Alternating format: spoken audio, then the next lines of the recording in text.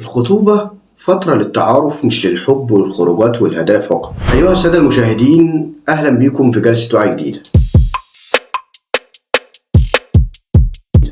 يعني إيه بقى للتعارف؟ يعني نعرف أهل بعض، طباع بعض، العيوب اللي في بعض، ونشوف إيه ممكن نتقبله ببعض وإيه مش هيناسبنا.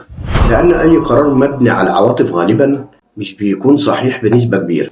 عشان كده بنقول فترة تعارف، مش وحشتيني ووحشتك وننام على صوت بعض. ليه ما نعملش كده؟ العواطف هتخلينا نتعلق ببعض، وبعد ما نتعلق ببعض هنتعمي عن عيون بعض. مهما اللي حوالينا يقول لنا ده ما ينفعش، احنا بنقاوح نقول ده بعد الجواز هيتغير. للأسف محدش بيتغير بعد الجواز. احنا بعد الجواز بنفوق من سكرات الحب بتاعة الخطوبة والبدايات، فبنشوف الحقيقة.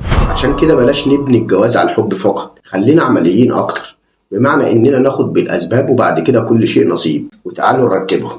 أولا نستخير ربنا، يعني نوكل ربنا أمرنا كله ونشوف الإشارات. والإشارات هنا مش أحلام زي ما بنسمع، لا، ده الإشارات هو الارتياح والتيسير. لكن لو لقينا عدم ارتياح وتعقيد يبقى ضروري لازم نقف. وقبل الاستخارة طبعا القبول. بعد القبول نشوف الطباع، ايه يناسبنا وايه لا ما يناسبناش، ايه ينفع فيه التنازل وايه لا. لان احنا مش بنفصل قميص على مقاسنا بالظبط، ده احنا بنوفق نفسين او شخصين على بعض. تالت حاجة نشوف لغة حب كل طرف مننا، يعني الحب بالنسبة للطرف التاني معناه ايه. والاهم من ده نشوف لما هنتخانق ازاي، وده مش عيب اننا نشوف لما شخص فينا يتعصب التاني هيعمل ايه، او لما طرف يغير، او ايا كانت المشكلة التاني هيعمل ايه. ده لو عايزين نكمل سوا.